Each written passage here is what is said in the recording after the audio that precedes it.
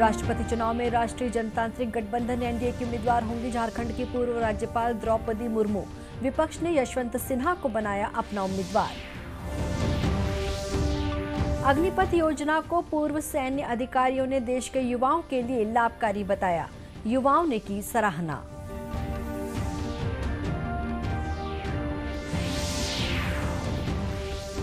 राजनांदगांव जिले की 2 बेटियों को भारत की अंडर 16 बास्केटबॉल टीम में मिला स्थान।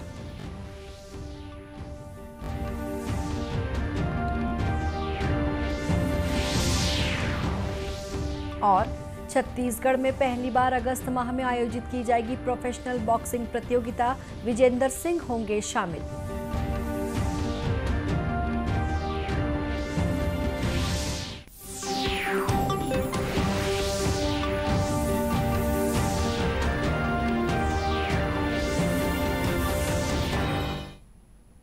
नमस्कार, आप देख रहे हैं दूरदर्शन समाचार। मैं हूं शुभ्रा भट्टाचार्य।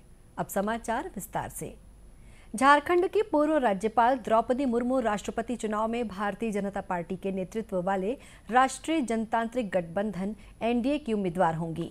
नई दिल्ली में कल भाजपा संसदीय बोर्ड की बैठक के बाद पार्टी अध्यक्ष जेपी नड्डा ने कहा कि पहली बार महिला जनजातीय उम्मीदवार को वरीयता दी गई है। उन्होंने बताया कि पार्टी के संसदीय बोर्ड ने राष्ट्रपति उम्मीदवार के लिए 20 नामों पर विचार किया और तय किया गया कि ऐसे व्यक्ति का चयन किया जाए जो पूर्वी भारत से जनजातीय और महिला उम्मीदवार हो। श्री नड्डा ने कहा कि केंद्रीय मंत्री राजनाथ सिंह ने यूपीए के घटक दलों से बातचीत की, लेकिन किसी नाम पर आम सहमति नहीं बनी। सुश्री मुर्मू ने कहा कि उन्हें अपनी उम्मीदवारी पर आश्चर्य हुआ और यकीन नहीं हुआ। उन्होंने कहा कि वे संविधान में वर्णित राष्ट्रपति की शक्तियों के अनुसार काम करेंगी। बैठक में प्रधानमंत्री नरेंद्र मोदी ने कहा कि एनडीए की राष्ट्रपति पद की उम्मीदवार द्रौपदी मुर्मू भारत की एक महान राष्ट्रपति होंगी।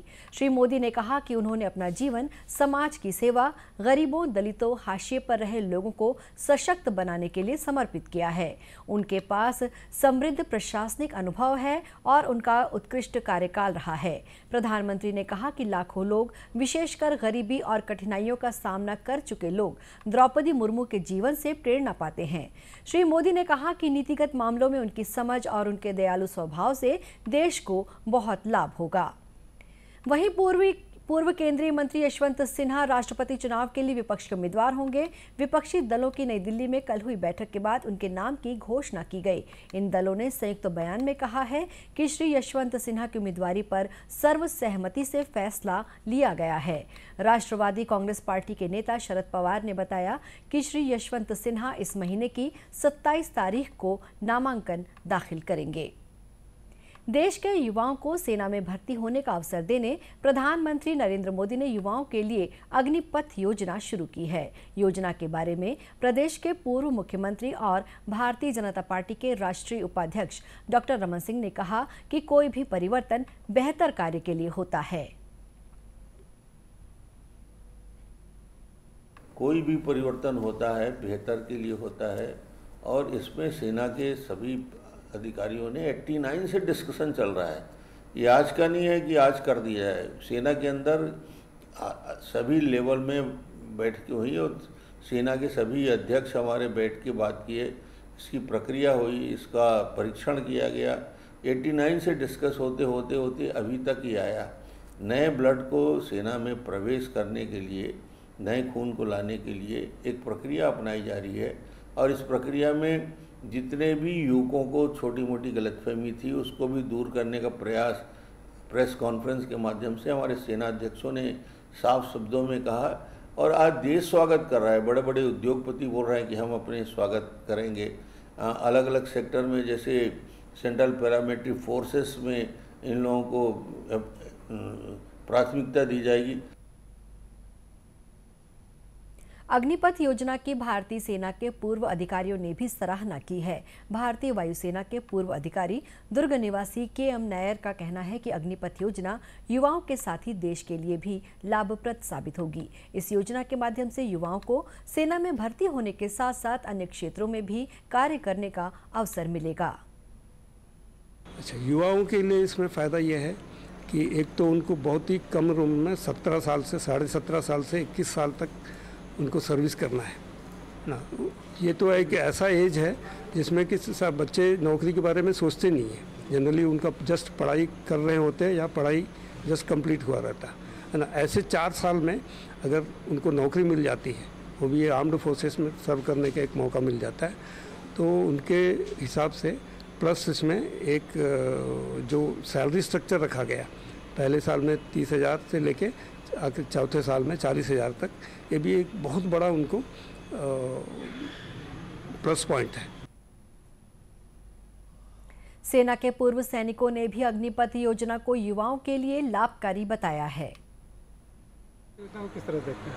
अग्निपथ योजना जो है, जो बच्चे जो सिलेक्ट हो रहे हैं उनका भविष्य बहुत अच्छा है। इसमें जो सिलेक्ट हो गए तो उनका तो भाई अच्छा है, और जो नहीं भी सिलेक्ट हो रहे हैं उनका भी अच्छा भविष्य रहेगा इसमें, क्योंकि उसमें बहुत सारी सुविधाएं गवर्नमेंट दे रही है इसमें, जो आगे चल करके जो है और भी काफ़ी बेनिफिट्स है इनके लिए। किस तरह से दिखता है?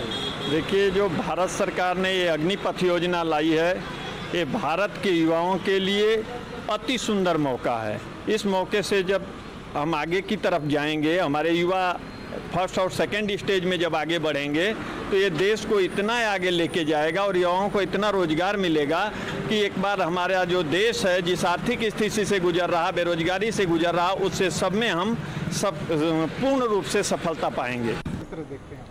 अग्निपथ योजना जो हुई है, ये हमारे बच्चों के लिए, देश के बच्चों के लिए बहुत ही सुनहरा अवसर है, बहुत ही सुनहरा अवसर है। आप बढ़ चढ़ के इसमें हिस्सा लीजिए।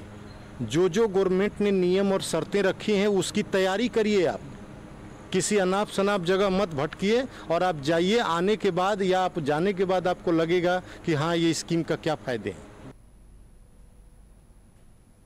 अग्निपथ योजना की प्रदेश के युवाओं ने भी सराहना की है। उनका कहना है कि इससे उन्हें देश की सेवा करने का अवसर मिलेगा। राष्ट्रव्यापी टीकाकरण अभियान के तहत अब तक 196 करोड़ 44 लाख से अधिक लोगों को कोविड रोधी टीके लगाए जा चुके हैं। स्वास्थ्य मंत्रालय ने बताया है कि आज 10,50,000 से अधिक कोविड टीके लगाए गए। वहीं 12 से 14 वर्ष आयु वर्ग के 5 करोड़ 73 लाख से अधिक बच्चों को टीका लगाया जा चुका है। इस बीच छत्तीसगढ़ में भी संक्रमण की दर फिर से बढ़ने लगी है। प्रदेश में सक्रिय मरीजों की संख्या 516 है। कल प्रदेश में 88 नए मरीज पाए गए हैं। रायपुर जिले में सर्वाधिक 31 मरीज मिले हैं। कल प्रदेश के 14 जिलों में कोरोना का कोई भी मरीज नहीं पाया गया। वहीं पॉजिटिविटी दर 2.23% बनी हुई है। इस बीच प्रदेश में कुल 4 करोड़ 11 लाख 43 हजार कोरोना के टीके लगाए जा चुके हैं। इनमें 6 लाख 36 हजार लोग प्रिकॉशन डोज लगा चुके हैं। राजनांदगांव जिले की 2 बेटियों को भारत की अंडर 16 बास्केटबॉल टीम में स्थान मिला है। भारतीय खेल प्राधिकरण के राजनांदगांव ट्रेनिंग सेंटर में प्रशिक्षण ले रही प्रार्थना साल्वे और मोनी अडला जॉर्डन के अम्मान में आयोजित FIBA Asia under 16 basketball championship में देश की टीम का प्रतिनिधित्व करेंगी। ये चैंपियनशिप 24 जून से 30 जून तक आयोजित है।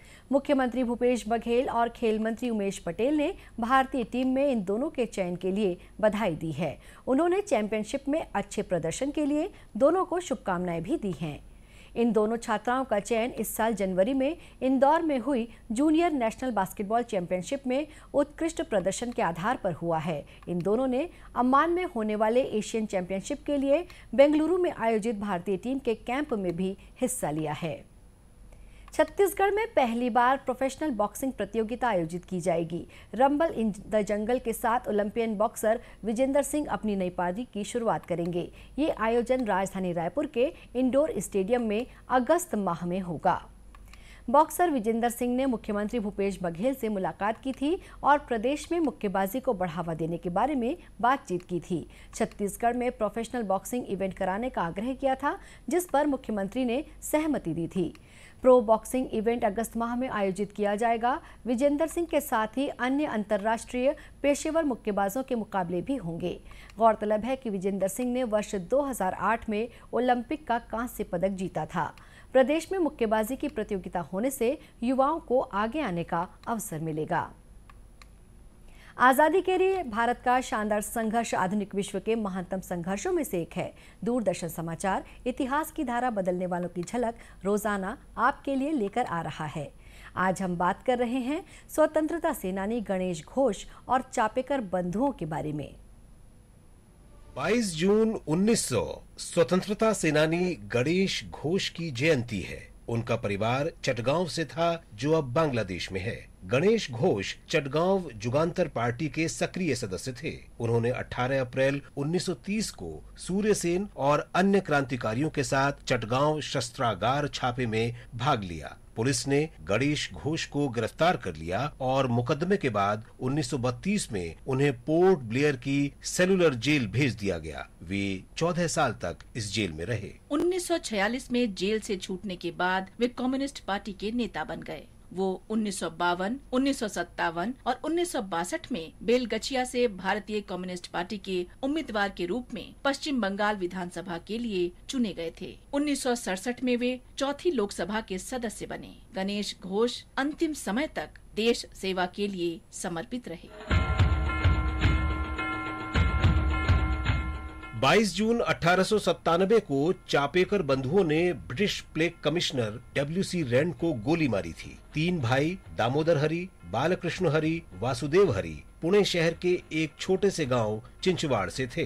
भारत में जब 1896-97 में प्लेग फैला तो सरकार ने महामारी के प्रबंधन के लिए एक विशेष प्लेग समिति का गठन किया था, जिसके आयुक्त वॉल्टर चार्ल्स रैंड थे। आयुक्त रैंड ने निवारक उपायों के नाम पर बर्बर कदम उठाए। आपात स्थिति से निपटने के लिए सेना बुलाई गई। नियोजित उपायों में निजी घरों में प्रवेश, सार्वजनिक रूप से ब्रिटिश अधिकारियों द्वारा महिलाओं सहित सभी की जांच, अस्पतालों से रोगियों को निकालना और अलग शिविरों में रखना शामिल थे। उन्होंने धार्मिक भावनाओं का भी सम्मान नहीं किया और मंदिरों तथा मस्जिदों में जबरन प्रवेश कर गए। इन उपायों को पुणे की जनता ने दमनकारी माना और शिकायत की, लेकिन कमिश्नर रैंड ने इसकी भी अनदेखी की। पुणे के लोगों के प्रति किए जा रहे अन्याय से निपटने के लिए चापेकर बंधुओं ने बदला लेने का निर्णय लिया। 22 जून 1897 को महारानी विक्टोरिया के राज्याभिषेक की हीरक जयंती के अवसर पर चापेकर बंधुओं ने रैंड और उनके सैन्य अनुरक्षक लेफ्टिनेंट आयर्स्ट को गोली मार दी। आयर्स्ट की मौके पर ही मौत हो गई और 3 जुलाई को रैंड की भी मृत्यु हो गई। चापेकर बंधुओं और उनके 2 साथियों पर हत्या का आरोप लगाया गया। तीनों भाइयों को दोषी पाया गया और फांसी दे दी गई।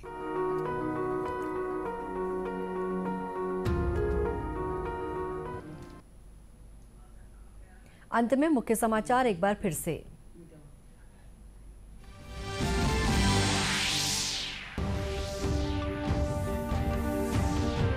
राष्ट्रपति चुनाव में राष्ट्रीय जनतांत्रिक गठबंधन एनडीए की उम्मीदवार होंगी झारखंड की पूर्व राज्यपाल द्रौपदी मुर्मू।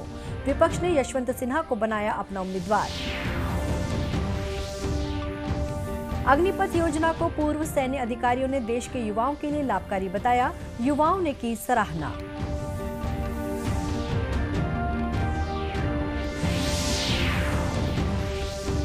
राजनांदगांव जिले की 2 बेटियों को भारत की अंडर 16 बास्केटबॉल टीम में मिला स्थान।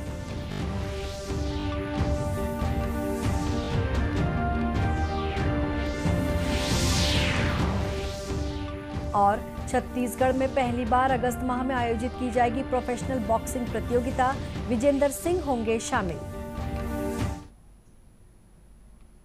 इसी के साथ ये समाचार बुलेटिन समाप्त हुआ। नमस्कार।